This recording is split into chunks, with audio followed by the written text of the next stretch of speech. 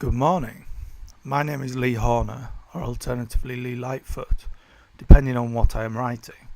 As my PhD graphic novel describes, there is a fairly complicated family history regarding migration, illegitimacy, and an early 20th century lifeline, which means that Lightfoot is my mother's maiden name, and my legal name, Horner, is in fact my great-grandmother's maiden name. I write and illustrate mostly as Lee Lightfoot in comics, concept art, and scenes for TV and film licenses. I also run a search hub and publishing imprint Black Ship Books, which converges with the academic interests of my graphic novel-based PhD. In working on my grandfather's story as a potential prose novel, I previously had pretensions towards what you could call high literature, but I mostly now write in genre fiction or non-fiction, with a particular interest in the psychological themes described in the novel. I've got a strange academic background in that I've alternated between the humanities and the scientific, which is reflected in my approach to the thematic concerns of the PhD. This means that when exploring the human condition, I tend to exist in both a poetic domain and a more rigorous, obsessively detailed account of experience that is reflected in the novel's title, The Shameful Eye. I am going to use these two extremes within the graphic novel to explore the nature of both the graphic novel medium and the human condition. Hopefully, the ending works in which I bring together ideas of identity with both the science on and spirituality of Buddhism relating to the human approach to death and limited awareness. I'll use technical references sparingly in this presentation, but the slides for this presentation will be available online if you just Google YouTube Lee Lightfoot. You can then follow some of these references, such as Ibsen's Lifeline, or the work of Jonathan Shea, Carol Gilligan, and Hazel Marcus, right down the rabbit hole at your own leisure. So, trigger warning. It's conventional nowadays to issue a warning if there are any potentially harmful themes in an academic presentation. I've really tried to create as vanilla a presentation as possible, but most of the content of the graphic novel is of a controversial nature. It was originally intended as a memoir to demonstrate the links between trauma and mental illness and challenge various myths on the human condition. As I say, it's presented here as fairly moderate content with some views on trauma and families. But if any of you feel the need to leave the room at any point, I'll understand and won't be offended. Equally, don't worry about fielding what you think might be a provocative question at the end, as most of these experiences have been exorcised in terms of my own opinion on them. I generally share the common belief that for a writer, both positive and negative experiences are all grist for the mill, even traumatic ones.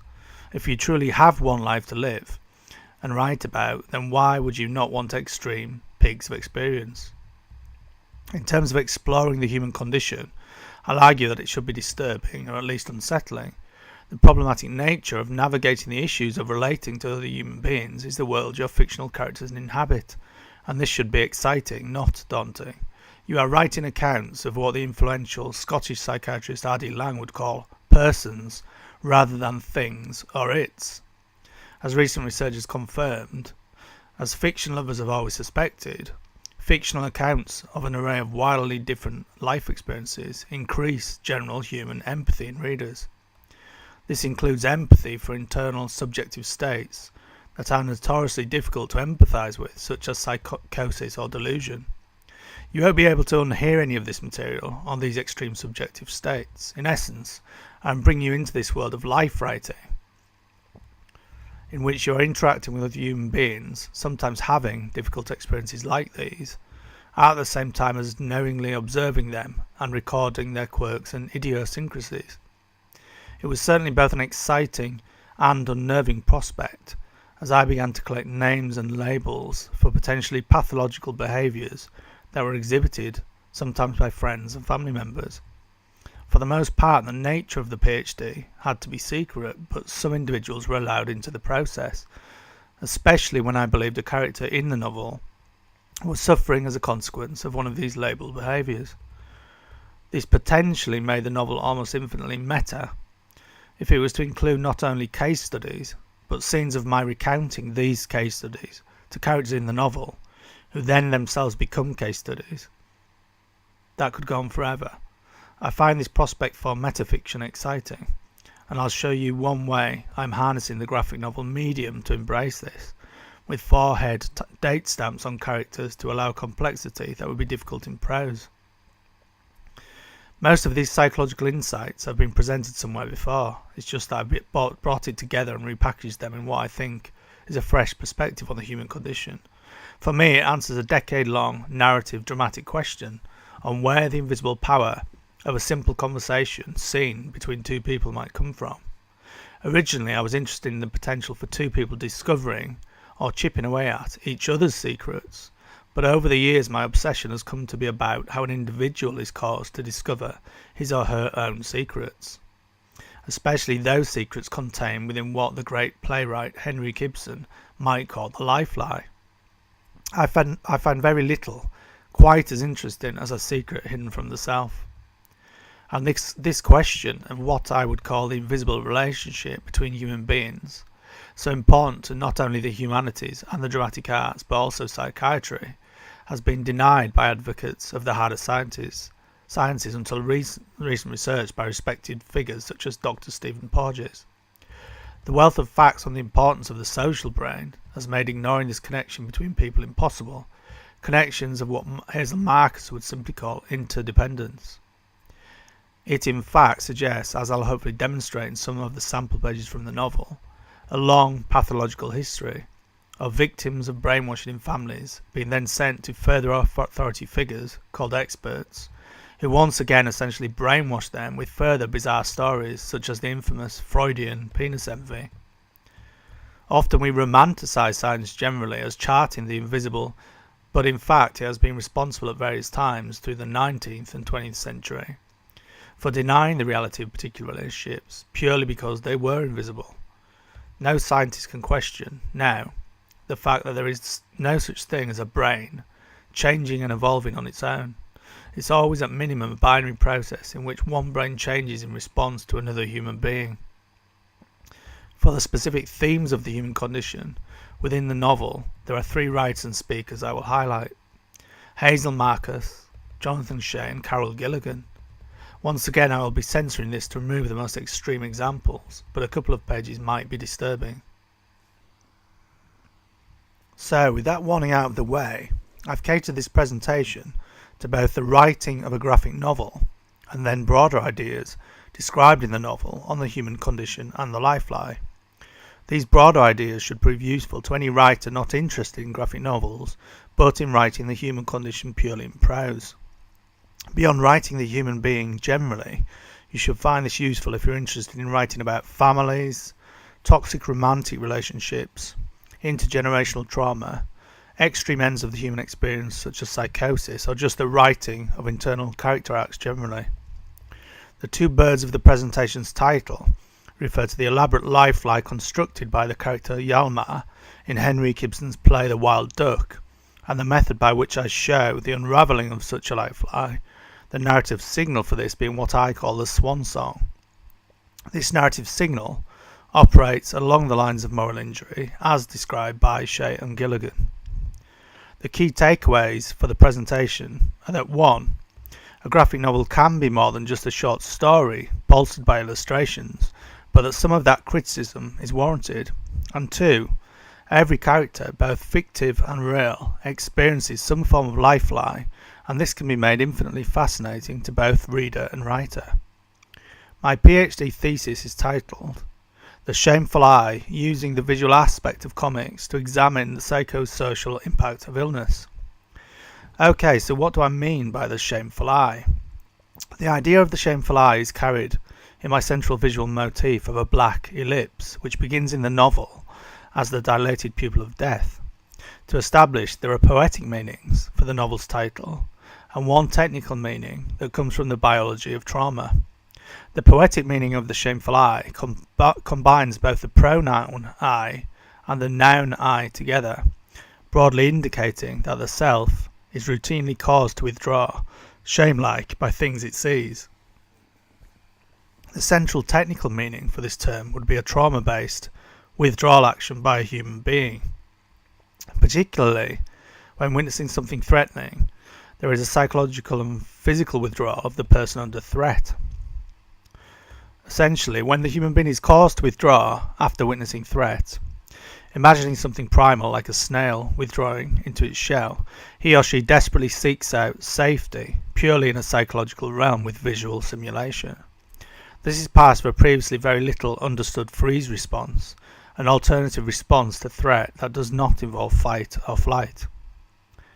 For the purposes of how this relates to fiction and narrative, the human being can be seen to have an immobile body while frantically constructing an inner imagined world, a world of narratives involving safety. Tracked in the novel via psychiatric case studies and psychosis, we can see this relationship played out.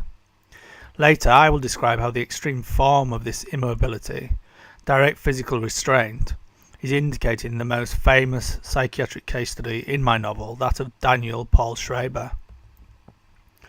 I'll return to the spiritual aspect of the novel for the last slide, but the black ellipse of the eye in the novel comes to represent the concept, within Tibetan Buddhism, of Sem, Rigpa and Marikpa. These three represent, respectively, limited awareness, knowing by seeing, and ultimate extreme ignorance.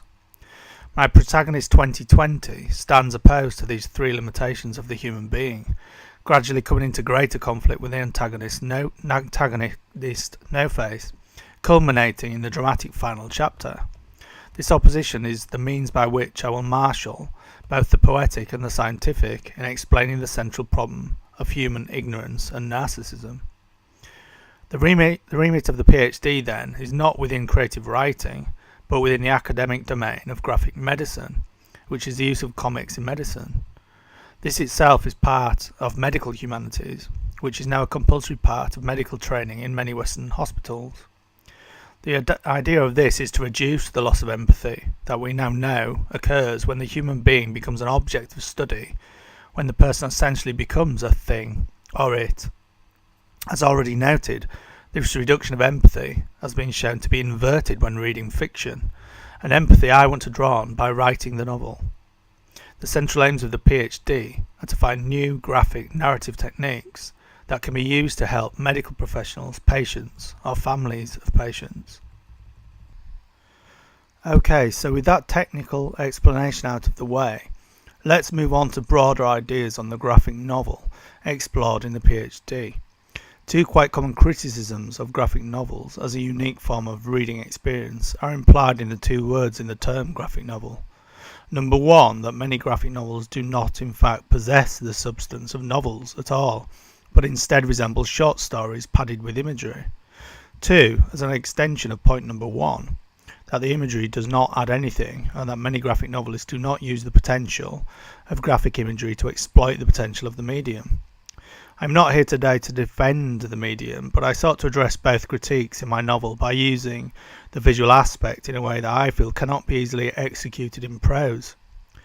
My key innovations were the black ellipse motif, the forehead timestamps, the use of a musical theme visually, and the meaning of the black and white aesthetic itself.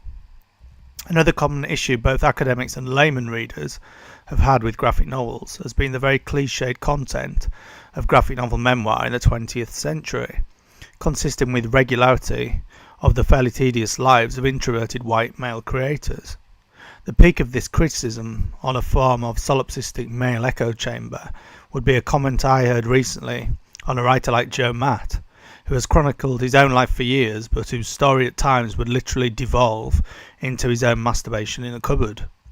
This narrowly subjective demographic has definitely changed in the late 20th century, with one high watermark for critical response being the Pulitzer Prize awarded to Art Spiegelman's Mouse in 1992. This was as much a change towards a claim for such weighty Holocaust-related subject matter as it was for anything relating to an inherent change in formalism within the medium. But later we have one central auteur of the medium, in more formalist terms, in the figure of Chris Ware, who in works like Building Stories has been compared to James Joyce. I would compare his innovations to the prose innovations I will remark on shortly, such as Mark Danielewski's visual use of prose in House of Leaves. But while Spiegelman, Ware and myself are all again white males, I believe my own story is far from tedious. The one thing I have never doubted is that I have rich autobiographical content to mine. But at some point the project moved away from describing a series of interesting life events to that of describing the human condition and a series of life lies. There was an opportunity, I felt, to use the autobiographical details to demonstrate what I believe is the power of a twist narrative.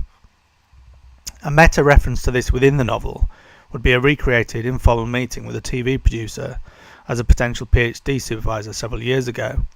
Having clearly indicated in my proposal my intellectual interest in twists, he was very dismissive of them as purely narrative gimmicks.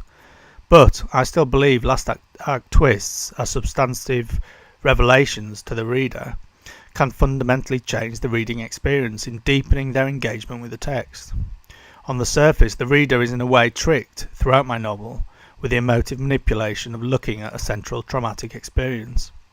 The entirety of our family life was geared towards moulding my sister into a gymnastic champion, at which point she suddenly and unexpectedly dropped dead. This was interesting enough as a story to make the national tabloids at the time. One idea was to use the sensationalised distortions that did in fact upset my mother greatly to explore this theme of truth and ignorance. The task as I saw it was to keep this overt drama at the forefront of the reader's mind in a way that mirrored my own experience. It was a story that overtook my daily life and became a life lie. As I built towards a subversion of that bereavement as an obvious and universal form of trauma, that we were all destined to lose loved ones or be lost ourselves, which is also an interest in Buddhism, I see various setups throughout the narrative, importantly in the visuals. The intent is to have the reader follow my own development in carrying this as a false or at least partial trauma story, to be replaced by the end of the last act by something more psychologically universal on the nature of the human condition and the life lie.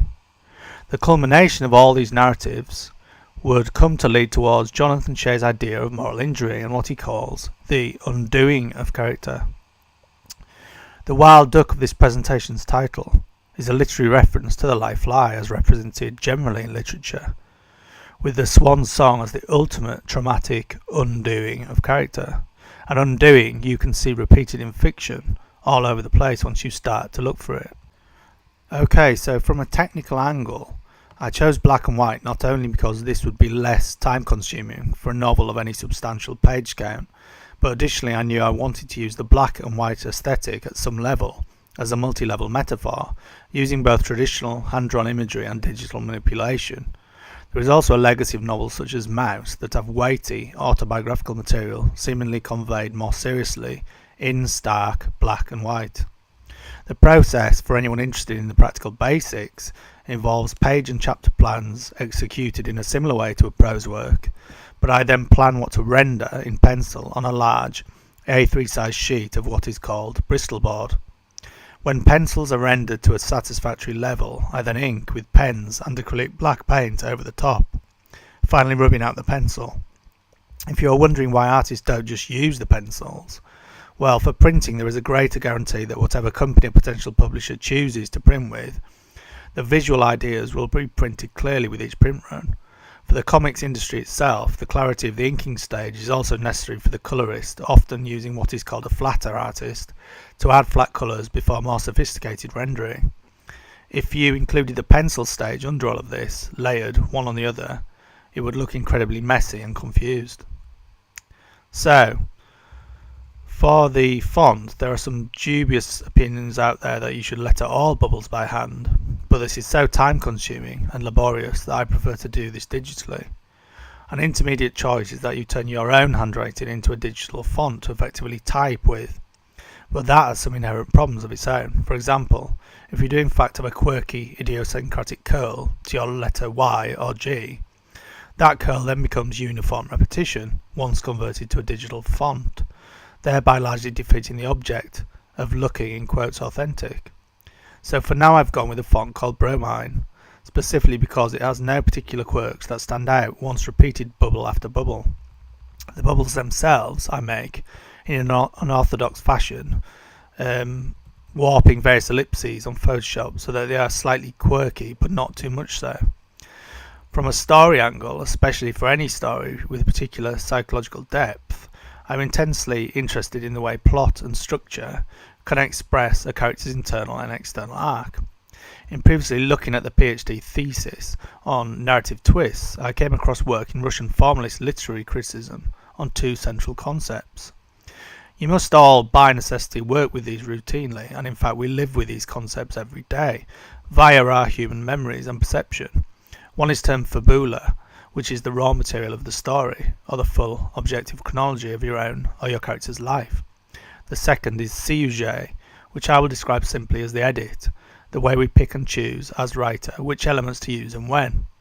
What interests me is how the edit, the sujet, can often be seen as the conscious life, with elements of the fabula driven into unconsciousness or the subconscious. Many twist movies and in fact novels, such as Before I Go to Sleep, exploit this idea of the conscious edit. Something very much like Before I Go to Sleep, and in fact similar, The Girl on the Train, feature my novel's theme of manipulation of memory. Without providing spoilers for anyone who hasn't read these, they mirror my feminist interest in psychiatry, which involves Carol Gilligan's gendered form of identity-based trauma. Attempting to represent this in the novel as blacked-out, redacted fabula, events that are said by some authority figure not to have happened, is a possibility.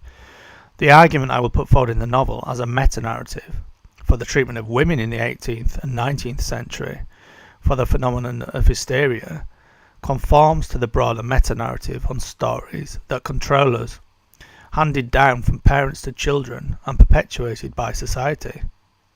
A feminist history might be something like this. A female child is controlled and brainwashed by parents and broader society in the manner Carol Gilligan describes, giving up their autonomy and being taught to obsess over the needs of others, in the way Hazel Marcus has demonstrated. This child becomes an adolescent who is now indoctrinated in how to be a perfect wife, handed over to a husband who again controls and brainwashes her. At the point at which this new authority denies, e.g. blacks out, redacts parts of her experience, such as the invisible relationships and implicit loss of self she has been taught, she is then handed over to a third power, a psychiatrist, who feeds her yet more false stories on why she is suffering. As you probably know, back in the 19th century, and even the 20th century, women could be sectioned for anything, especially cases like my great-grandmother's, in which she has to have a secret love child, as described in the chapter Bar Sinister. There was in fact an Irish girl recently who was sectioned rather than allow her to have the abortion she wished for.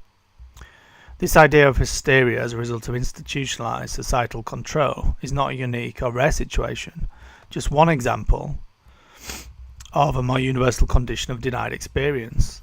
The processes of previously redacted life events that slowly come to the surface are shared in psychotherapy and the types of stories I will talk about.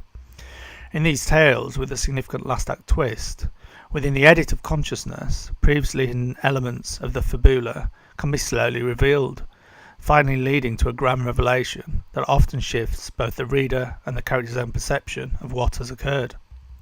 In the larger manuscript of what I eventually titled Twist, Last Act Revelations of the Human Story, I explored very cheap twists relating to identity, largely in TV and film. What I call the cheap method is when, to begin the story a few minutes or even just seconds earlier, both viewer and protagonist would have witnessed the truth of that identity. I compared these types of twists to stories such as Memento, in which the edit itself carries the idea of some sort of necessary lifeline as a psychological shield. This is why amnesia is such an easy way to create a twist narrative, but I believe amnesia is just an extreme way of describing the more universal lifeline of the human condition, that of limitation. More broadly, if you look at what many writing gurus talk about as Joseph Campbell's monomyth, there tends to be a more substantial, extended, missing first act which is slowly revealed, such as in Harry Potter or Star Wars, for instance. This supports the idea that I've heard often. What you are writing routinely is in fact the ending to a much longer story, and that you should choose to begin your, in quotes, edit as close to the ultimate end as possible. Although I do cover several years in my graphic novel, partly to have a powerful character arc, the speculative scene in the psychiatrist's office could be taken to be the end of a process. We meet a character, me, who is finally about to come to terms with some fundamental life lies by excavating the edits that have occurred. The edited, revealing Campbellian monomyth tends to illustrate just how important the protagonist is to the fictive world. It is not, I believe, a coincidence then, as I explore in the novel, that the human storyteller, experiencing trauma or life threat, rewrites their own experience in this way, generating an almost Trumpian exaggeration of their own agency. This is because the safest thing to be in your imagination is infinitely powerful. And when you are under threat, you are desperate for safety. In the story, with a significant identity twist, both versions of the edit, that of things open to a character in fabula but not perceived, or things not open to the character because they have happened before they were even born, change the character's perception of their own identity by the time the last act is played out. The key difference would be that agency is routinely undermined in a twist narrative, as it will be in mine, whereas in monomyth, as was fantastically satirised in the Lego movie, agency is bolstered to such an extent that the protagonist often appears godlike or messianic. I play with both concepts in my novel in terms of the construction of the life lie as a subjective edit. When I left behind my previous PhD thesis, what was interesting was that in migrating to the writing of what appeared to be an illness memoir that involved psychiatric case studies, I began to see themes of both undermined agency and messianic agency as constants in psychotherapy as part of the life lie that was seen as a pathological story. These themes appeared to involve elaborate life lies created in response to traumatic experience. As I said, in presenting this content to a reader, I want to use what academics have suggested is unique to the medium. It's a cliche to say that a picture paints 1,000 words, but in looking at the critique of graphic novels as using redundant visuals, it's important to consider the counter-thesis to this, that there are things a graphic novelist can do with a constructed gaze that are difficult to do in prose. I feel it's pointless to attempt a graphic novel without attempting to do something interesting with the imagery.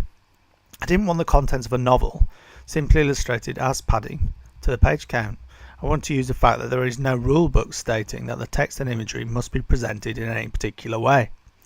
I wanted to move beyond the usual confines of panels and bubbles by using both pure, unconfined imagery and pure text in a documentary format, particularly as I will be looking at hypergraphia, the psychiatric symptom of obsessive writing.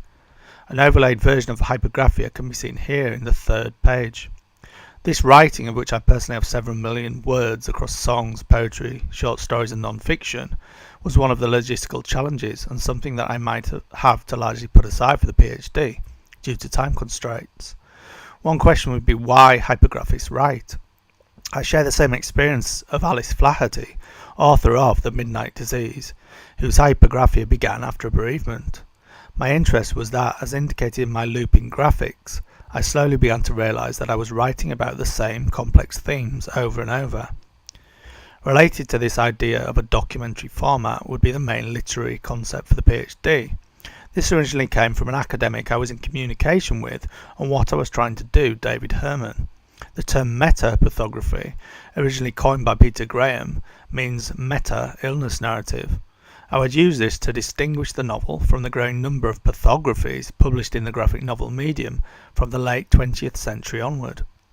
The meta would come about as the artful transformation of the illness narrative genre, relying on the professional strengths of the author to remove themselves out of the potential suffering of any particular condition. At the times when I move beyond the individual and include extended family or other case studies, this becomes comparative metapathography. In comparing individuals, the meta becomes that of writing a meta-narrative that unites those sufferers, as I've just described for hysteria, and Mark Shell did for polio and polio and its aftermath.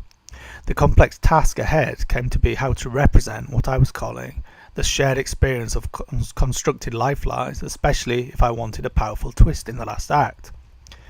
When the illness refers to trauma or psychological suffering, then this idea of the meta-pathography becomes something not even considered by Graham himself. In particular, the history of psychiatry, from the outlandish and often disputed ideas of Freud to the life experience denying accounts of genetic determinism, have denied patients a genuine voice and routinely engaged in its own narrative brainwashing or gaslighting. A comparative metapathography would subvert the isolation found in victims of this sort of institutional gaslighting and reveal to them the universality of their experience. I don't necessarily agree with this definition of gaslighting. I don't agree that the aim is to drive someone mad. This is what I would define as the purpose of this sort of brainwashing: to control the story. The purpose of this control over the story, whether in families or society, is to orient people towards a particular goal. I believe Hazel Marcus, as I'll describe shortly, brings to light the central stories sold to us as children. Peter Graham looks at Norman Cousins, Reynolds Price and Raymond Carver, but for the PhD I look at specific works by graphic novelists who I believe approach metapathography. Marbles by Ellen Forney looks directly at psychiatry, and while it does not, in my opinion, demonstrate a fully knowing meta-awareness of the author's own suffering, she does use the graphic of graphic novel in what I would call desirably progressive ways. Something akin to what Mark Danielewski does in prose with House of Leaves. Her page constructions defy easy description in forms usual to academic analysis of comics. Very little of the book, for instance, is rendered as traditional comic panels, those rectangular frames that are usually constitutive of a comic or graphic novel. Whereas Danielewski himself could be said to defy the usual prose frame of a novel's page, Forney presents medical information and comparative case studies of, in quotes, celebrity sufferers of manic depression in what appears an unconstrained series of image and text combinations. The unusual layout and visual style would appeal to one description that has been made of Danielewski's House of Leaves novel, that of being ergodic literature. Personally, I would definitely like to use this idea of the ergodic, described by Espen R. Seth as non-trivial effort required to allow the reader to traverse the text. While I allow for the fact that my project as narrative, but not as PhD, might be doomed to failure with this ambition, I do want it to be a text that has the potential for more than one reading, or at least that the second reading would be substantially different to the first. To facilitate the difficult task of decoding this non-trivial effort, and also to approach this question of the tedious life experience of the typical white male creator, I opted for a very clear, distinct structure that I would complicate within chapters. E.g., the emotive or psychological tone of each of the four parts would be clearly situated in a way that was not clarified in the living of those events. This idea of artifice laid onto biographical details is definitely a fecund area of research, but it's not limited to the area of creative writing and literature. Academics in multiple domains such as psychology, neuroscience, political science and even economics now know that our personal experience is at heart some sort of simplified artifice extracted from the nuance of life experience. Every story, or story meme, is a huge oversimplification and edit. The relative success of the story meme is in fact down to the edited simplification. The greater the ease of communication, the greater the power of that story. This simplification has been suggested as the power of a story told in narcissistic ignorance, a monochromatic simplicity of self and other I carry throughout the novel, literally in black and white. There is a substance to the critique of decades of non-fiction graphic novels featuring the tedious lives of introverted white Western males. I wanted to highlight experiences that were not normative, while trying not to exaggerate those experiences for entertainment. This would have been an exaggeration that would itself have been an oversimplification that often occurs in biography or autobiography. The cover story for the novel, and therefore the reader, is that this is a bereavement memoir, but it is really about the power of stories to control our lives. Beyond this, the power of narcissism as a simplified and exaggerated story. By the end of the novel, the number of stories that have been told muddy the waters for the reader and protagonist, mirroring the struggle of madness, before some form of clarity in the final chapter. It's only in the last chapter that myself, as protagonist, must confront the central problem of human narcissism. The theme takes the subject of one life, and then draws parallels from the problems experienced in that narrative to those experienced universally. I've plotted 16 chapters, divided into 4 themed parts. Broadly, there's a geometric acceleration of narrative time from 2 years of biographical time covered in Part 1, The Despair Tree, 4 years in Part 2, Unbearable Lightness, 8 years in Part 3, Fallen Id Dolls, and 16 years in Part 4, Strange Attractors. After several years thinking about the work itself, there were 3 major changes in thematic focus that were reflected in the title.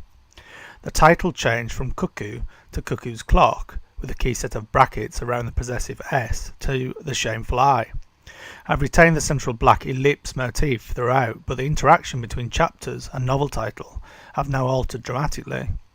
Originally, the title Cuckoo was to reflect the multiple possible meanings of cuckoo, from a derogatory term for madness to the observed phenomenon of the actual bird itself, to a more poetic idea of both nested narratives and parasitic narratives. Moving to Cuckoo's Clock, I included some of the original metaphor, but added the key bracketed possessive apostrophe to indicate a potential difference in agency between cuckoo clock as a noun and something like a mechanical cuckoo, itself inside another system but controlling it or parasitizing on that system, reflecting the idea of the story itself as something powerful and parasitic. With the change to The Shameful I, nesting the pronoun I inside the E of the I, the metaphor became more primal. Apart from anything else, it allowed me to work inside the boundaries of last act twists as outlined by the formalist literary critic Zvetan Todorov. It seems fairly original, even in Todorov's terms, that in the last act this story reveals that it is itself part of a PhD thesis called The Shameful I. One key change between Cuckoo and The Shameful I was that I now had a central change to what aspect of the human condition I was writing about. With Cuckoo, it was indicating that the reason our human narcissism can be linked to madness is that narcissism involves a lack of questioning our own ideas and beliefs. With The Shameful I was looking at the clear links between shame and narcissism, in which, in a Trumpian way, you do not question your own agency because of a need to avoid shame. So far, each chapter also has what I would describe as a rhythmic, almost musical pattern. The structure reflects the fact that, looking at novels like Ellen Forney's Marbles, a graphic novel can vary between pure text or pure imagery and does not have to contain panels. Each chapter begins with a white font on black title page, then a wordless page of black and white art to convey something about the theme of the chapter. I retain the doubled, bracketed nature of each title, which harkens back to Cuckoo's Clock as the novel's title, but the open or closed brackets now represent the eye and limited perception. The single page of art is followed by a more conventional panelled scene. Again, there is the same question here we might have with prose for something like Danielewski's House of Leaves. The non-trivial work we are asking the reader to do is not the same as attempting to confuse the reader. I'm not trying to write the graphic equivalent of Finnegan's Wake, and as such a recognisable format for some portion of the novel is necessary in some ways to ground the reader. So a chapter title and chapter graphic is followed by a key scene from autobiographical memory. This itself was one of the difficult tasks to think about. How would any of us think about structuring our psychological life in just 16 key scenes? The reader's experience of each of these scenes will be inflected by the next element, very much like a musical note, but in this case a single ellipse bubble containing the instruction "come back to me." Funnily enough, I'm generally not a huge fan of artificial narrative conceits that pull the reader out of the narrative, but as this was a PhD project, the massive amount of information involved needed some sort of rhythm akin to a musical pattern. Having a narrative as a demand of an academic project would be part of another presentation entirely. For now, this particular form of artifice, the repeated "come back to me" bubble, should be assumed by the reader to be spoken by the psychiatrist, as each time we return to what appears as some form of therapy session, as if the protagonist, and by default the reader, as proxy, comes back to the same psychiatrist, possibly via what we would call traumatic dissociation. There are other meanings to the bubble I will return to shortly. This psychotherapy scene is a real one-off event that I have extended for the purpose of the narrative.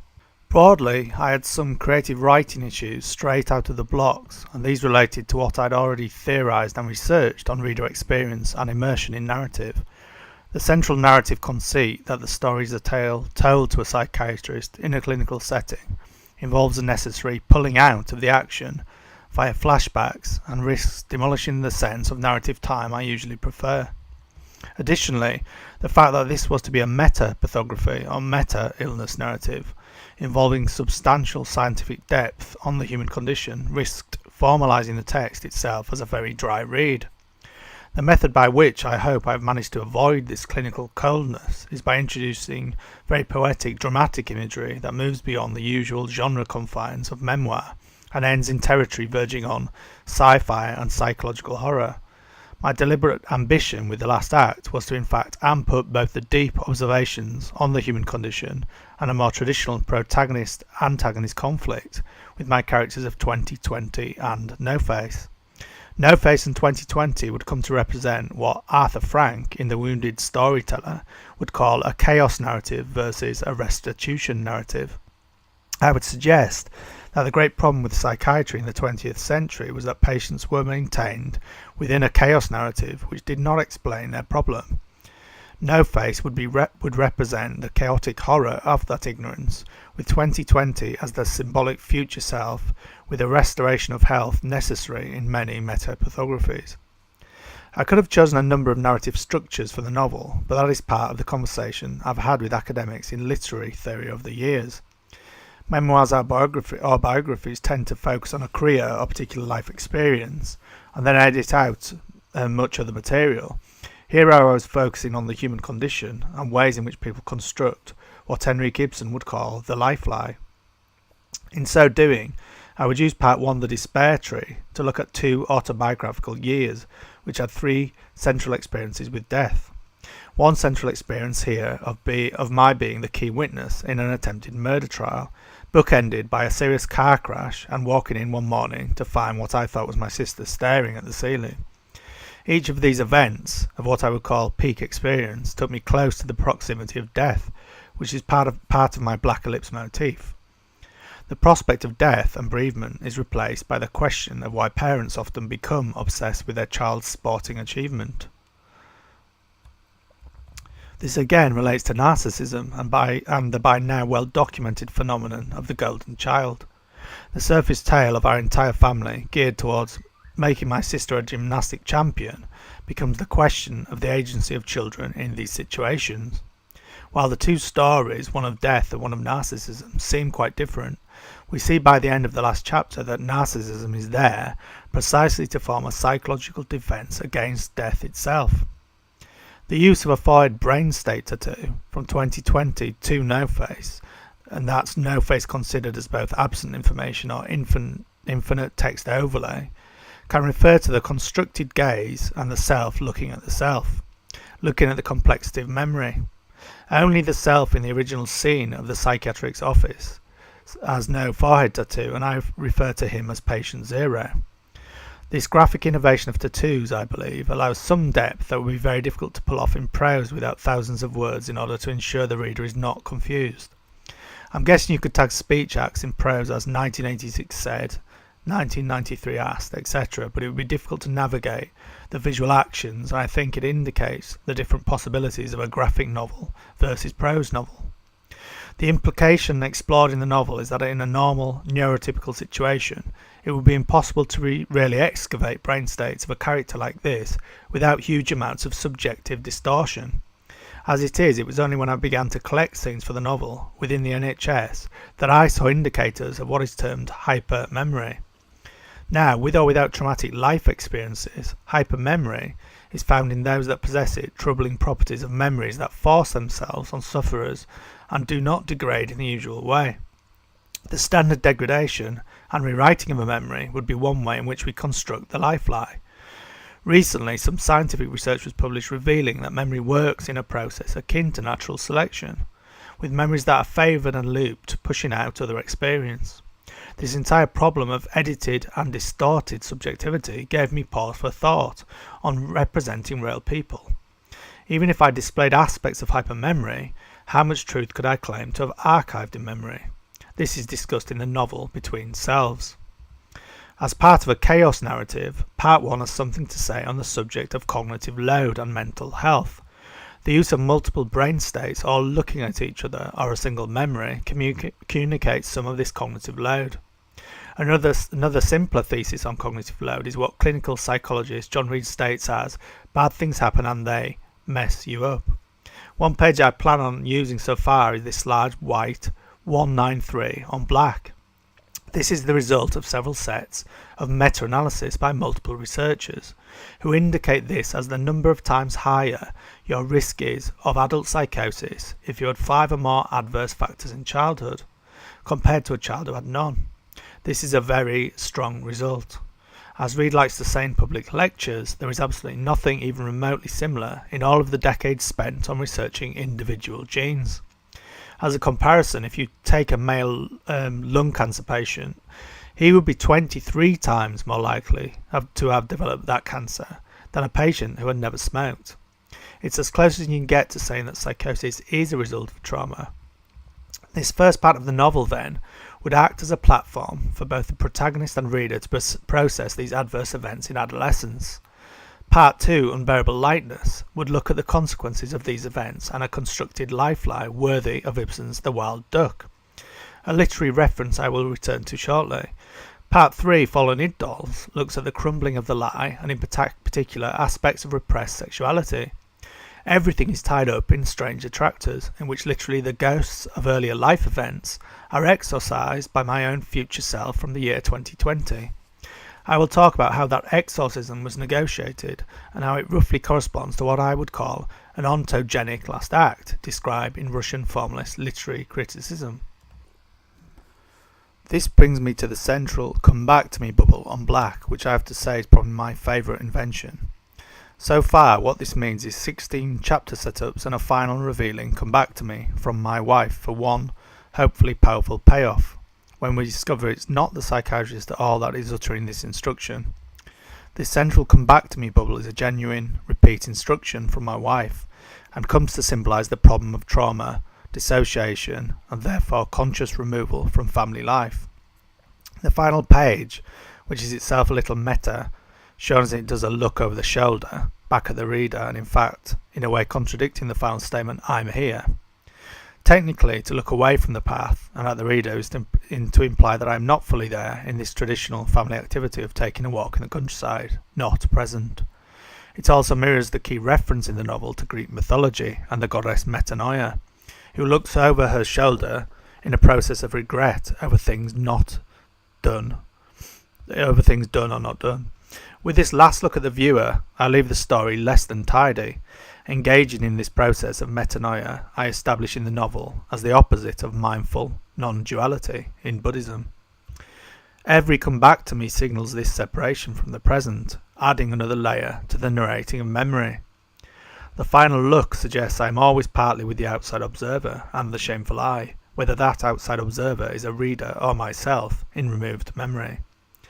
Initially my facial expression was different here, and that gave the page an even darker reading, as I looked a little pained as I looked back and said I'm here. I consequently raised the eyebrows and the cheek muscle to make the page a little more positive. The power of the reveal of the meaning behind the Come Back to Me bubble comes from my interest in twists and Russian formalist literary criticism.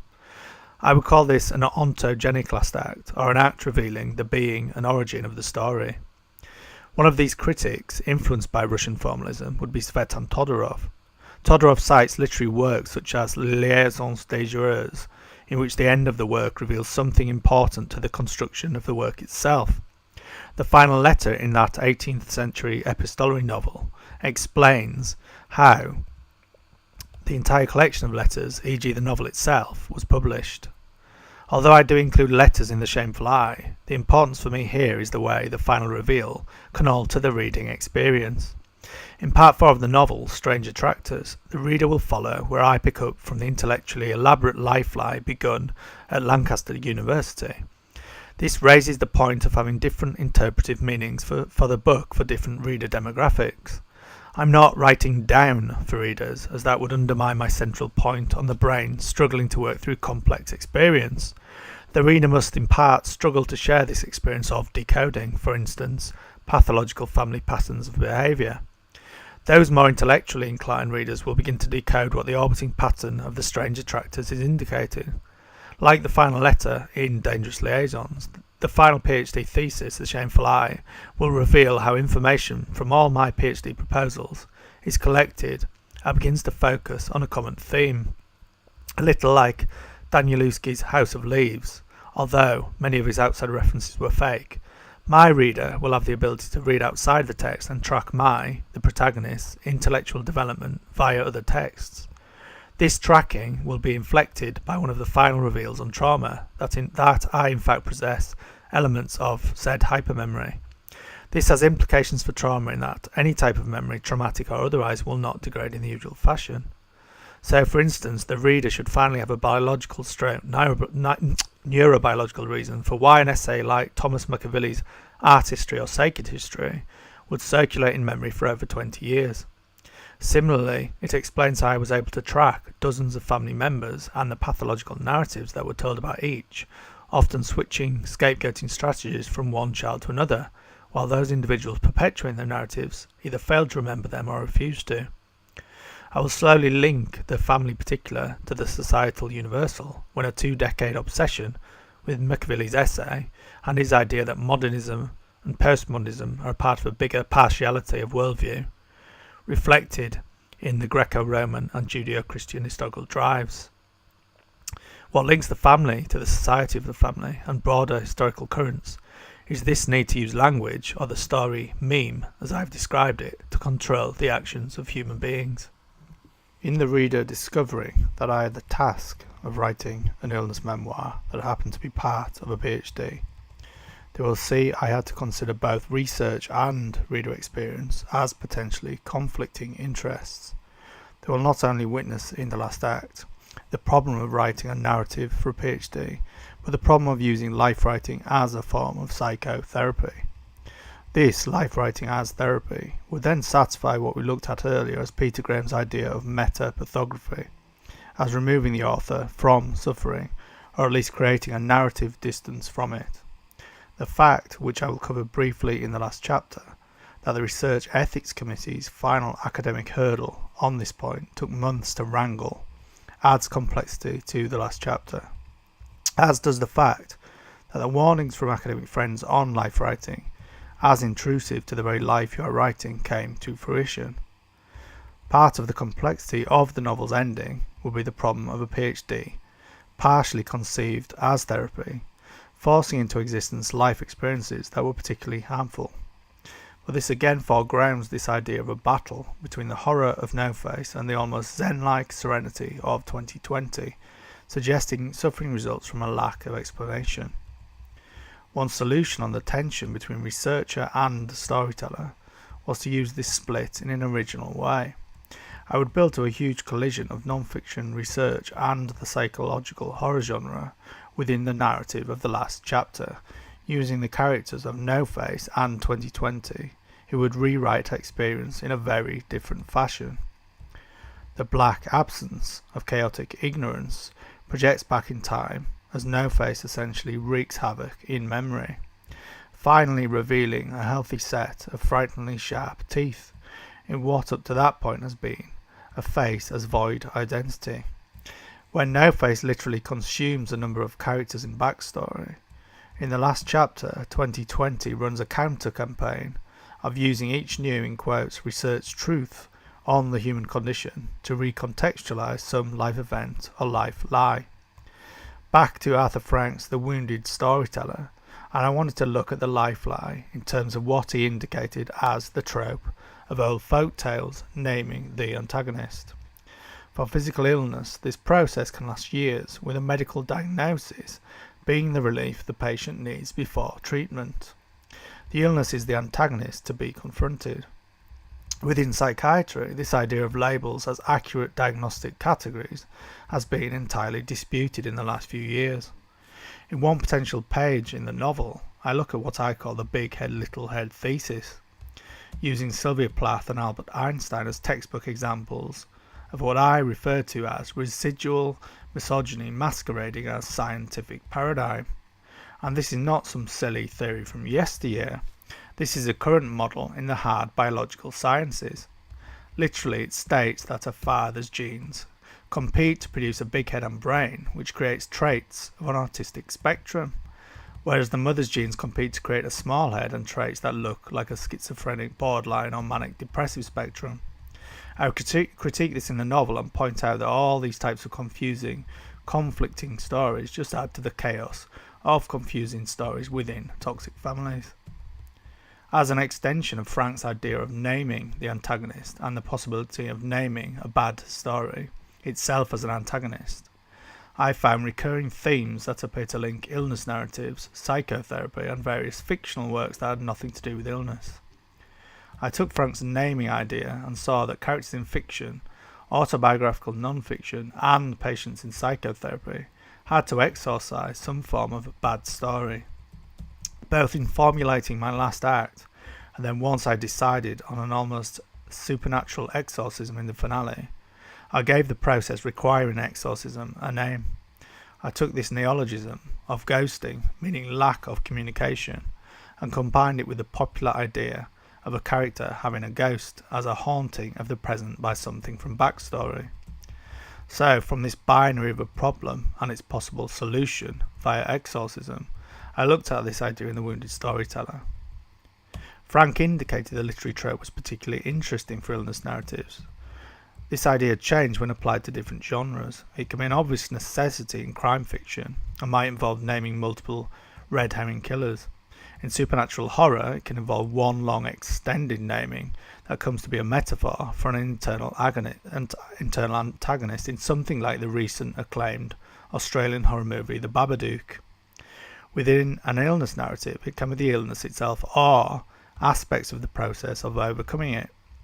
For physical illness, there is generally always the first step of medical diagnosis before treatment, but as I researched the novel's themes, I found this to be hugely problematic in the history of psychiatry, a controversy that continues unabated.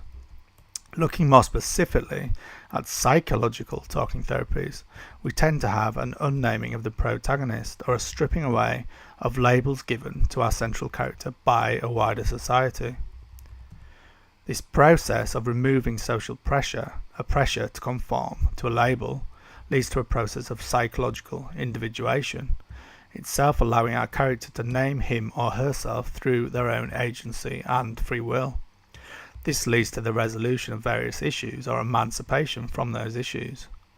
What I'm saying here, what I observed, is that processes seen in talking therapies, when they are genuinely helpful and not themselves pathological, look very much like processes seen when writing character arcs, when something akin to a psychological exorcism or just a slow realization is involved.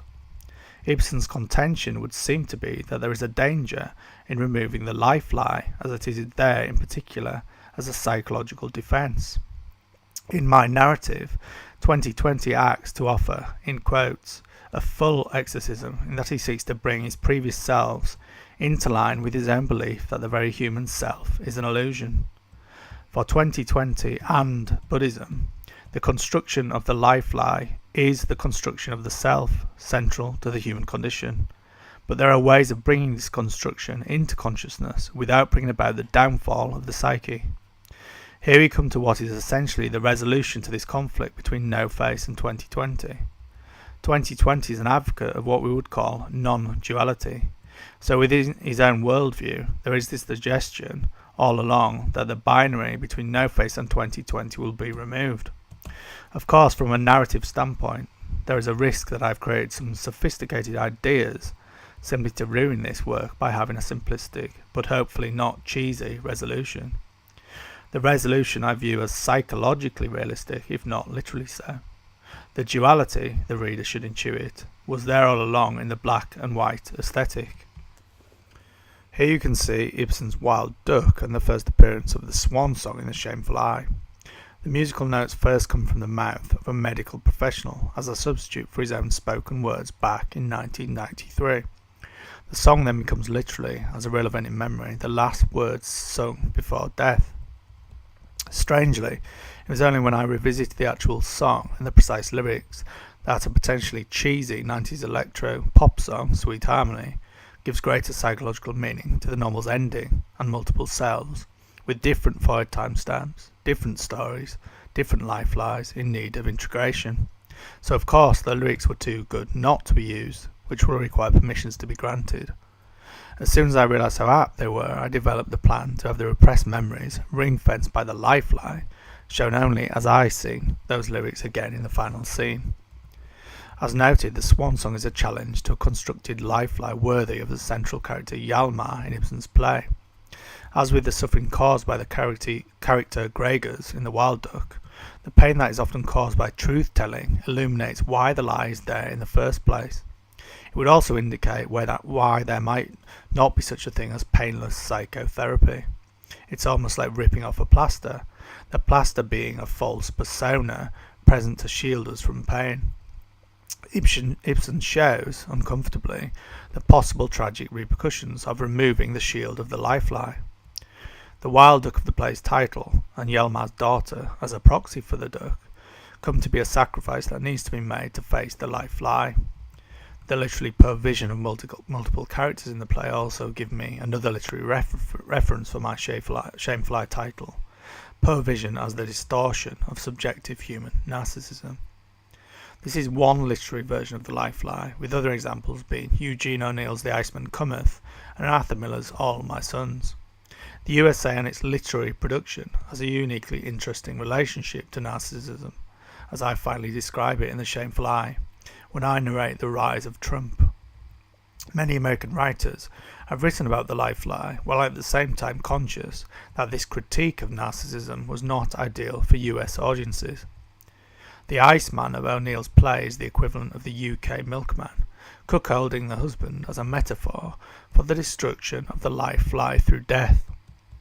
The central message of the play is the human need for self-deception. To give up the hope of the life-lie is to risk death. O'Neill in fact delayed the play's performance on Broadway for years, precisely because he felt US audiences would not welcome this message. The thing that O'Neill feared was manifested in a chilling fashion when Arthur Miller's All My Sons was performed. He was consequently called to appear before the House Un-American Activities Committee during the Red Scare of the 1950s and was blacklisted by Hollywood.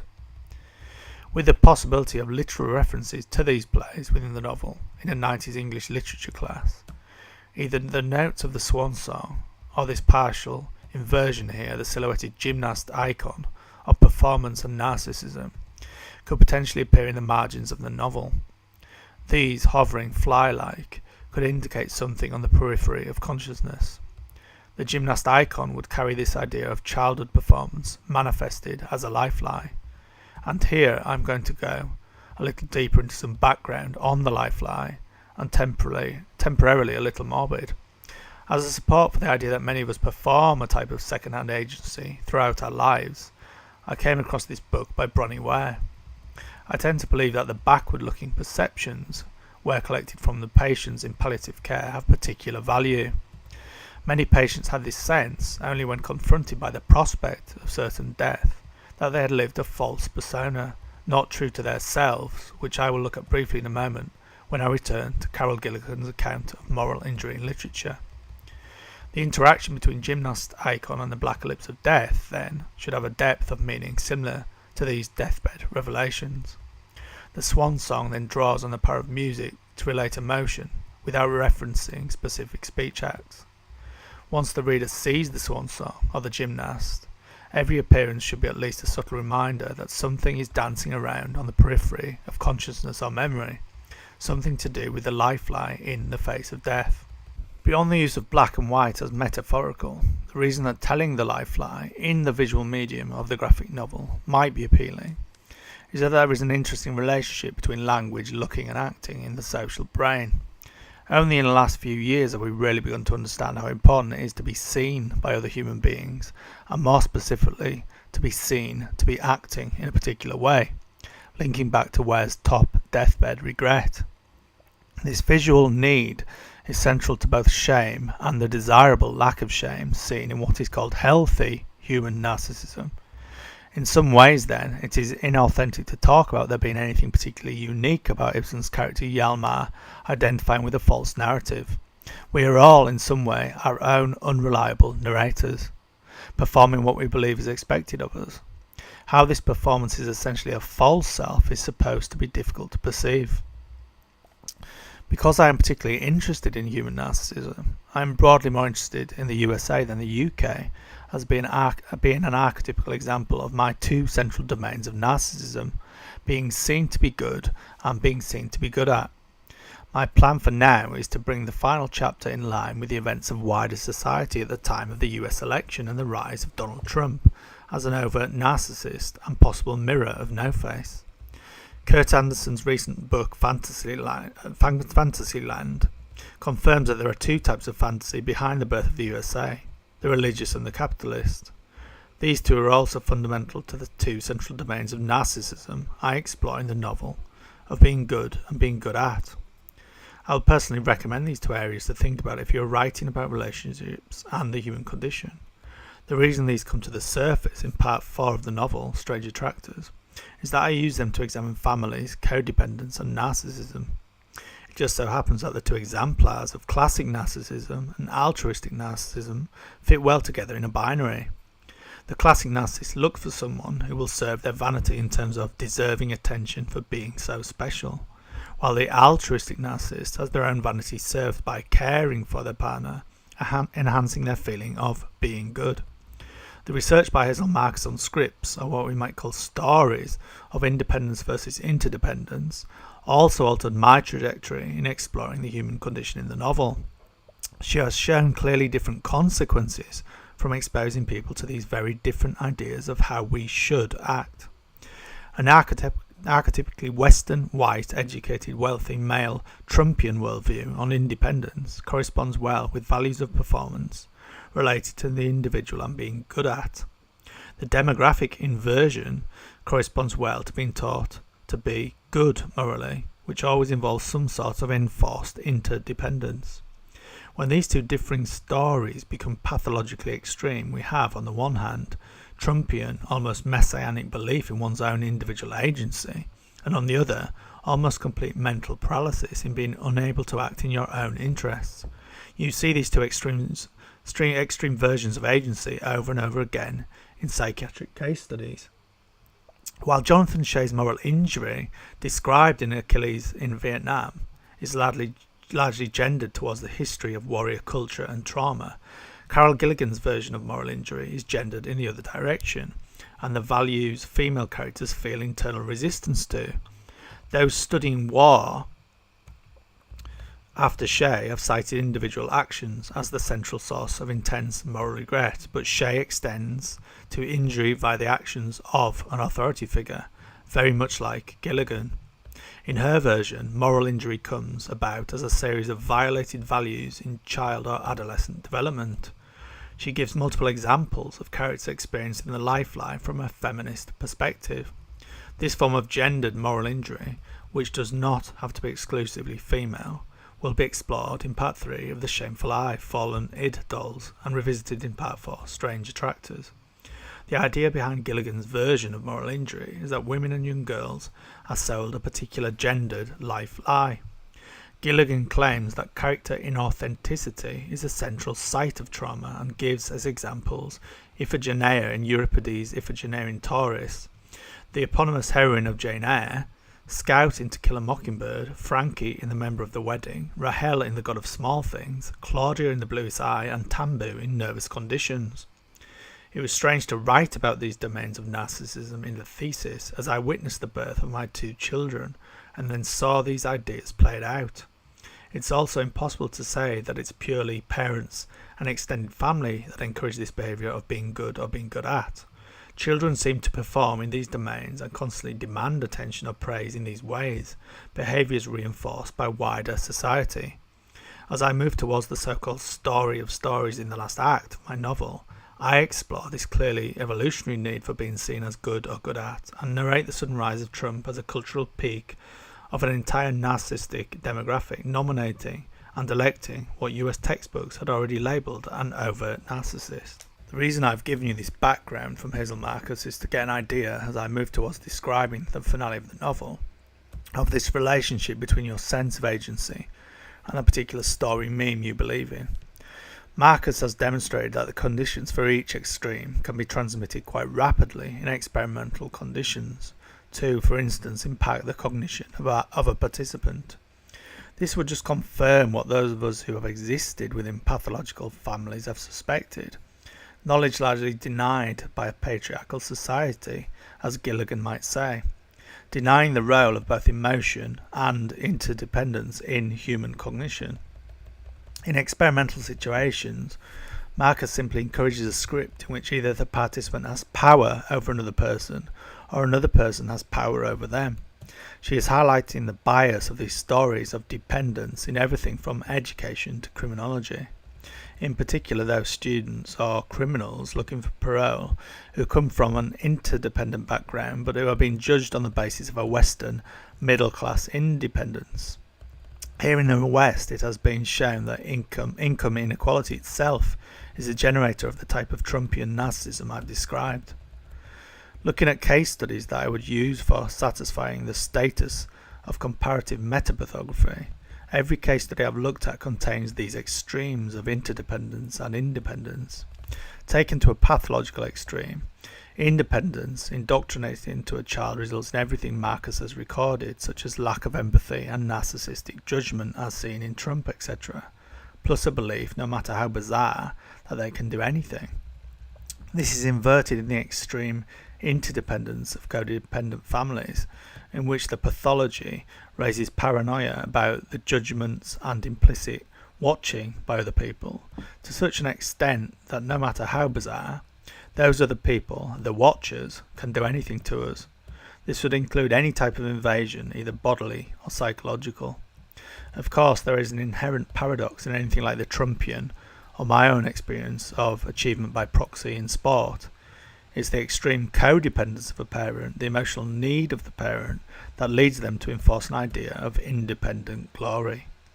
Taken in these terms, Trump is just as much an unperson as Catherine Penning of Dante's Cure, with not only a complete lack of division between his own and his father's goals at times, but bizarre lengths taken by his parents, such as girls hired to pretend to be his dates in adolescence.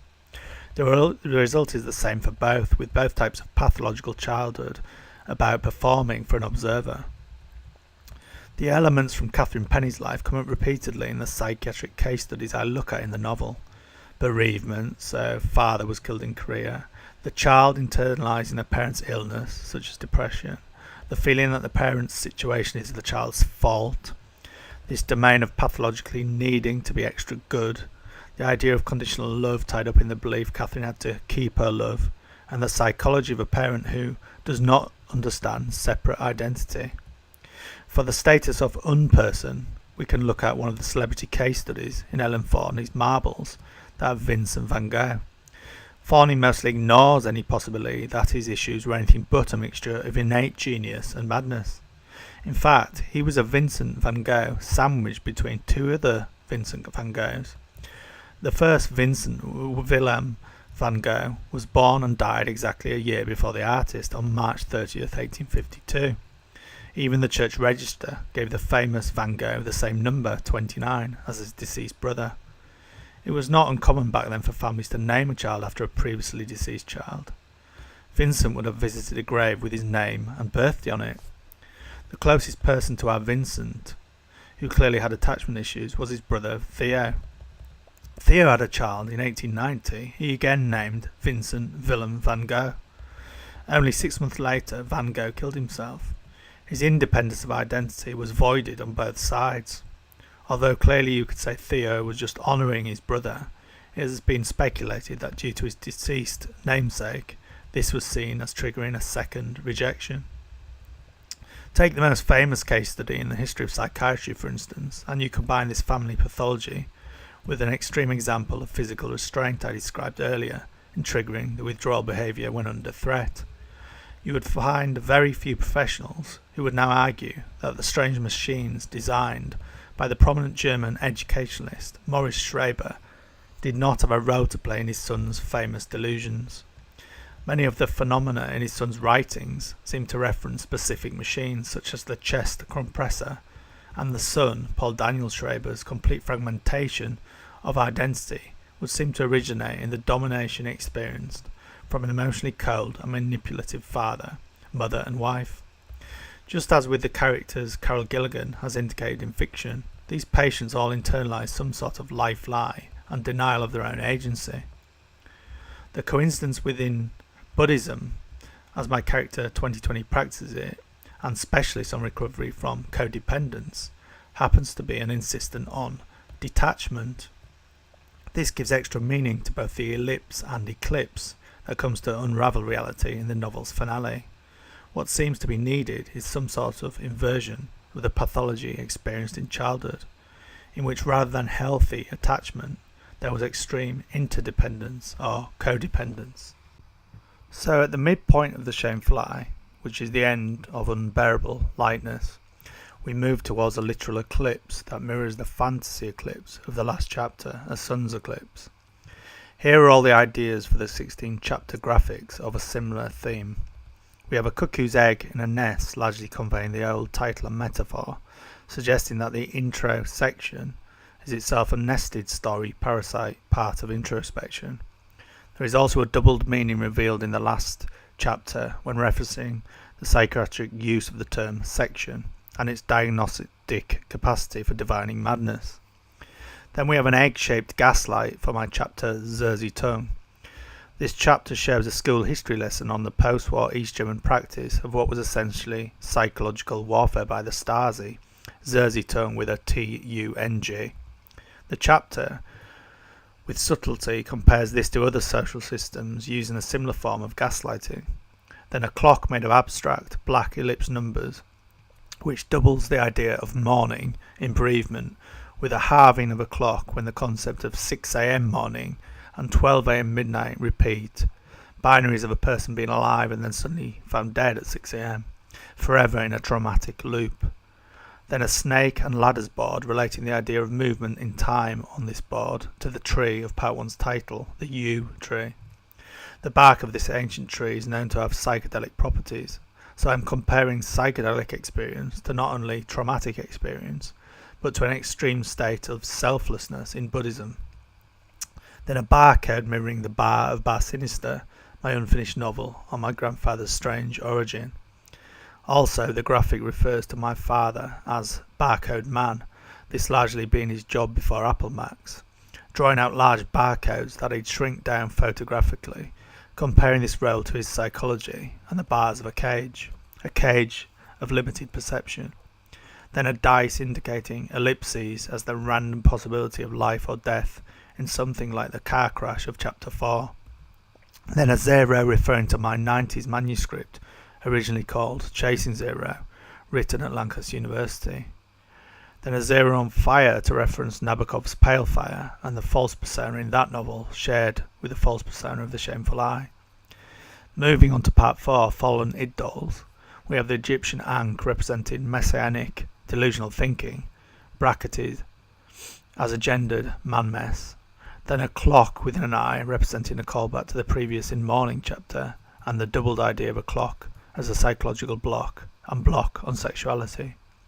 Then a doubled symbol for a representation of both male and female gender, partly reflecting Carol Gilligan's ideas on gendered trauma.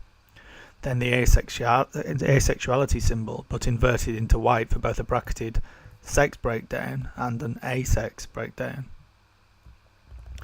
Then a representation of binary logic for art, I fact, raising this idea of the psychological pronoun I as a necessary, positive illusion to prevent death.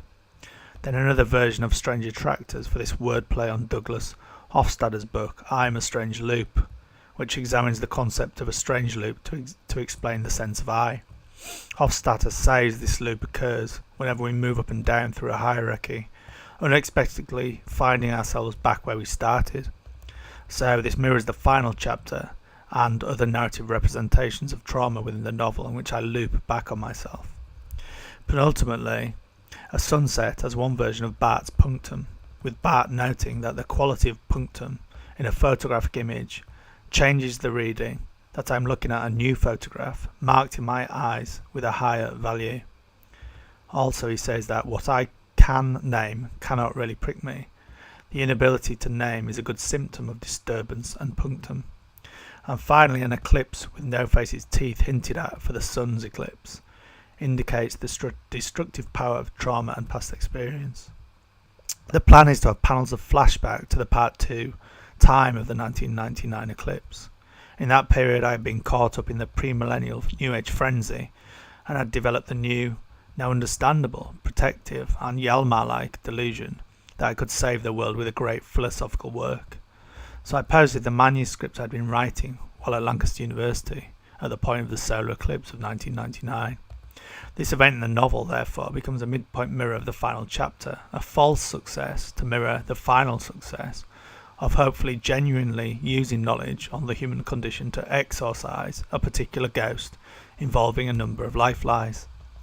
The protagonist, 2020, both literally conveying the wisdom of hindsight from the year 2020 and metaphorically representing 2020 vision, becomes an exorcist confronting the traumatic antagonist No-Face. The huge black body eclipsing the sun becomes one with the black ellipse of No-Face and the black ellipse of each musical note carried in the swan song motif. Another communication of the visual black ellipse multi-level metaphor. Yet again, I thought there was something I could do there with graphics that could not be easily done in prose. I was in fact less abstract than the way it might be done with audio in TV or film. It becomes clearer to the reader that the hollowed out ellipse of the antagonist No-Face is linked to redacted memory and unconscious editing within the process of the life lie. The edited memory of the swan song finally moves from the abstract to the specific words of a medical professional in the final scenes, unifying this idea of looking and acting with his statement that the death might be due to a blow to the head. I carry through my own narrative ideas on the reader, sharing the editing process of a protagonist by withholding this particular information surrounding my sister's death until this point. Now, although this seems like a cheat, I see this as a realistic edit to mirror the nature of complex trauma. As the song itself, Sweet Harmony, was a fairly ubiquitous 90s electropop song, it's often played at random when I'm in the middle of a family shopping expedition, as seen in the novel. Up until the last chapter, we have only seen via the constructed gaze of the graphic novel my reaction to the musical notes, but not the memory of what these notes trigger. Only when we finally see this triggered memory, with the professional statement, do the notes of the song fully unify with the other black ellipse appearances and a final grand solar eclipse triggering the final confrontation between No-Face and 2020, or what we might describe as the possibility of a collision between subjectivity and a problematic objectivity. How this antagonism plays out in the final chapter is that the final fantasy eclipse signals a change to the narrative. Multiple, in quotes, real timelines are witnessed as the realism of the central psychiatrist's scene fractures. 2020 will now clearly describe the buddy's concept of SEM as limited awareness, while via another timeline I listened to lectures documenting this limitation within psychology and neuroscience. The idea of the life lie and avoidance of reality is linked now to the Buddhist idea of the ordinary grasping mind, an island of ignorance within an island ad infinitum. The story strips away these limitations as the enlightened character 2020, prospectively me in 2020, opposes the chaotic ignorance of my character No-Face. 2020 explains that the Tibetan term rikpa would be the knowing by seeing an object. Once the practitioner gets beyond SEM and rikpa, there is supposed to be no division between the seeing and the seen object. By the end of the novel, No-Face would be a manifestation of rikpa's opposite, marikpa, the most fundamental of unknowing or ignorance. The ignorance of space is so extreme that we are said to lose all perspective outside of our own solipsistic black cloud of unknowing. We can supposedly get beyond this ignorance generated by the limited awareness of SEM, with the insight provided by Rikpa, the active seeing, but true enlightenment is a level beyond this. All this is narrated by 2020 to his previous selves and the reader. Along with this narrative, we have the science and the process of traumatic reaching or grasping, in which the body is restrained but the brain reaches out. This is if I think this ambition is working, otherwise we'll have to scrap some of the complex multiple timelines. 2020 explains what is currently being taught to Western police forces to understand, realistically, and therefore not to misrepresent the experience of trauma patients. These patients who have been victim of some sort of crime but doubted because of their reactions. Technically, what has been misunderstood for centuries, 2020 tells me, stroke the reader, is that there is more than just the opportunity to fight or flee in these situations. In many instances of trauma, the body freezes. We see my researching of the controversial area of mental illness and life experience. I find that freezing with consequent visual projections could be linked to many psychiatric symptoms, bringing more meaning to the come back to me bubble. The reason freezing, it is speculated, might result in problems is that the brain wants to complete fight or flight. Freeze is not an action itself, but results instead with the internal simulation of possible action. The so far speculative relationship then between traumatic experience and psychosis would be that the chronic repetitive triggering of the freeze response leads to repetitive withdrawal. The repetitive withdrawal is a form of repeated internal search for safety in an imagined world. When you are in an environment in which you can't escape, such as a war zone, a toxic family situation or abusive relationship, the result can be what has been called complex post-traumatic stress disorder. Finally, we have the last twist of the novel, that the writing of the novel is part of a PhD project. Part of that project is an attempt to create a form of narrative exposure therapy. With the reader deciding if they think this has succeeded, Nofis literally comes through the demolished wall of the room after the eclipse. He begins to literally consume the multiple brain state selves, one self at a time, as they try to stop this antagonist from reaching what I call patient zero, the only self with no forehead tattoo. 2020 is therefore narrating the PhD research revelations on the human condition, exorcising them as No-Face continues to consume alternate selves. The psychiatrist comes to take on the appearance of various characters from my autobiographical experience as we have intense dyadic truth-telling conversations, finally with patient 0 and 2020 facing each other. The intensity of 2020's narrations grows as No-Face runs out of selves to consume. With no selves left to defend the patient, No-Face moves towards 2020. 2020 rises from his seat and sacrifices himself while trying to avoid cheese. I will use his final lines to illustrate this idea of non-duality versus the toxic duality of narcissism. I'm working on the subtlety of the final line uttered by 2020, but it will be something like there can be no duality, thereby indicating that this self-sacrifice was always necessary, and in fact the self must always be sacrificed for non-dualistic enlightenment. Having consumed 2020, No-Face moves to our patient, but No-Face is absorbed into the patient as the two merge, with No-Face now unable to sustain his darkness, while essentially containing the knowledge of 2020. The walls of the room collapse entirely, and this patient now rises from his seat and addresses an audience, like this one. He describes the problem of being split away from the present, highlighted by the come back to me bubble and my wife's observation that this dissociation was akin to me being pulled into a big black hole. My wife's ability to register this, even if I'm 20 feet away and not facing her, is touched on as part of the biology of inherited sensitivity as a balance to the arguments of trauma and life experience. The idea of biological sensitivity would be another presentation entirely. As a brief digression, one key point in this area is that it's largely unremarked upon that for a patient to have a gene for a particular trait, a trait said to inform behaviour, then that gene will be at least one parent. This means the child's brain can change in response to the strange behaviour of the parent, e.g., this is nurture on top of nature. The walls of the clinical setting fall away in the narrative, and I am talking to an audience somewhat like yourselves. I explain the shameful I thesis and the significance of dealing with the universal problem of metanoia, splitting the self in a form of regret, not content with the present. This ends with a single panel showing my wife's serious concern that was not, in fact, fully engaging with family life as a consequence. We then end with the last come back to me bubble. The final page is a family walk in the local countryside, in which I look over my shoulder and say, I'm here. This itself is not a conclusive exorcism or ending, as this looking over the shoulder is a callback to the Greek goddess metanoia. So the central life lies are that there is such a thing as a self, and that there is such a thing as a truly free agency, independent of other people. Both of these lies are general shields against the problem of dissolution of identity through death. In moral injury, these two beliefs are often fatal, especially after times of war, as the soldier continually loops back to an event in memory, as I did, desperate to change it.